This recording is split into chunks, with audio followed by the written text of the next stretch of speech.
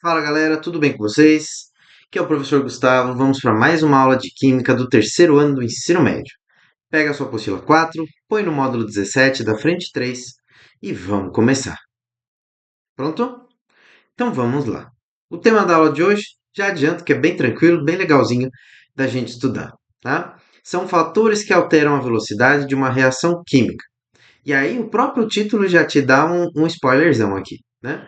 Temperatura, superfície de contato e catalisador.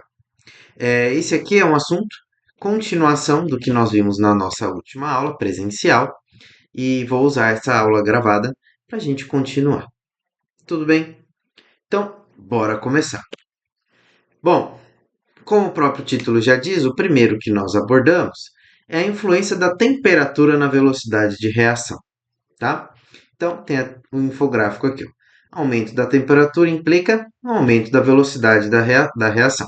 Então, a temperatura e a velocidade da reação são diretamente proporcionais. Olha a explicação. Aqui ele simplifica. Colisões mais energéticas, aumento do número de colisões efetivas. Como a gente já viu, quando que acontece uma reação química? Uma reação química acontece quando duas moléculas se colidem, se chocam numa posição ideal, numa quantidade de energia ideal. Se você aumenta a temperatura, automaticamente você aumenta a energia das colisões. Ou seja, o impacto entre uma molécula e outra é mais forte, certo? Então, isso já é um ponto que favorece o aumento da velocidade da reação química. Segundo ponto: se você aumenta a temperatura e coloca mais energia, automaticamente essas moléculas vão se movimentar mais rapidamente e a chance de uma colisão é muito maior. E elas irão acontecer numa velocidade maior, com energia maior e em maior quantidade. Tudo isso junto, tá?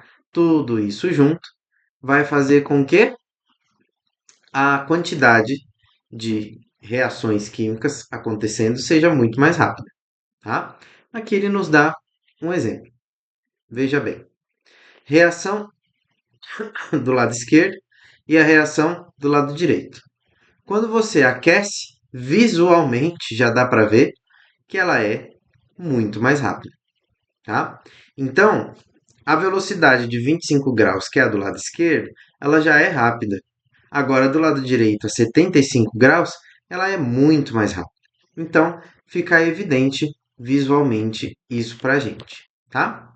Segunda, a influência da superfície do reagente sólido na velocidade de reação. Olha só, reagente sólido. Quando você tem dois reagentes líquidos, isso não muda muito, tá? Porque eles vão se misturar e aí você não consegue aumentar a superfície de contato. Agora, quando você tem um líquido e um sólido, por exemplo, aí sim isso faz diferença. Eu gosto de usar o exemplo da aspirina, né? Aqui eles estão utilizando carbonato de cálcio, mas é muito parecido. A aspirina, aquele sal de fruta, né? O eno, todos eles são efervescentes à água. Então, quando você põe na água, ele sofre reação, libera gás carbônico e o resto fica na água. E aí, qual é o ponto? Se você usar a aspirina inteira, que é um comprimidão assim, né? E você pegar uma aspirina triturada, a aspirina inteira vai demorar muito mais para reagir do que ela triturada em pó. Por quê? Porque quando você põe o comprimido inteiro na água, somente a parte de fora do comprimido vai sofrer reação. Porque a parte que está dentro só vai entrar em contato com a água depois que a parte de fora sofrer reação. E aí você limita a velocidade dessa reação química. Agora, se você tritura essa aspirina, né, e coloca ela toda de uma vez em pó, você não tem uma limitação de contato. Toda ela vai entrar em contato com a água ao mesmo tempo, e isso vai favorecer a velocidade da reação, tá? Então, temperatura é por conta do aumento da velocidade e da energia das colisões.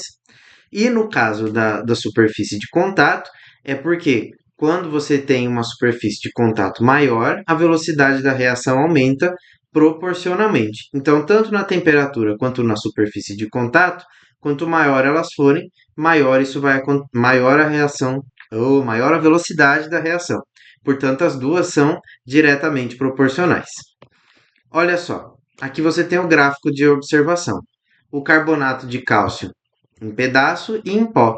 Dá uma olhada como ela acontece muito mais rápido, logo a velocidade é muito maior, né?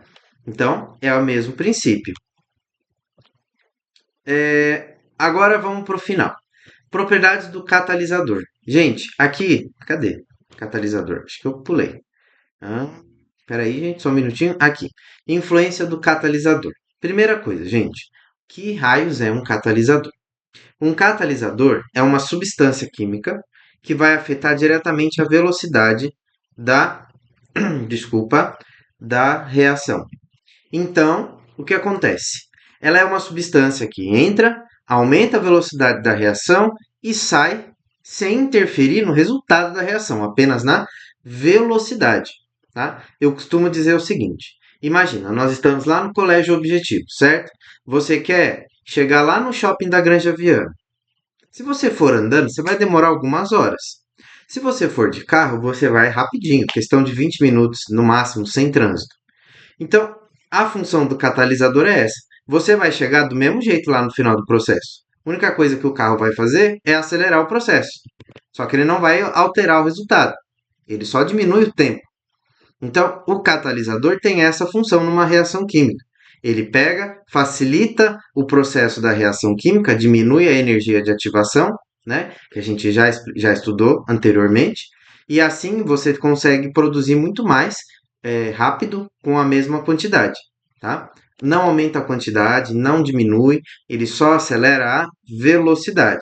Só que quando você fala desse assunto numa indústria, obviamente que se você produz em menos tempo, no mesmo tempo que você produzia o antigo sem catalisador, você vai produzir muito mais. Por quê? Porque o catalisador acelera, tá? Mas se você não aumentar a quantidade de reagente de produto, ele mantém a quantidade. Ele só vai acelerar mesmo, tá? Então depende do caso. Catalisadores são muito utilizados na indústria química para poder produzir mais com menos tempo. Tudo bem?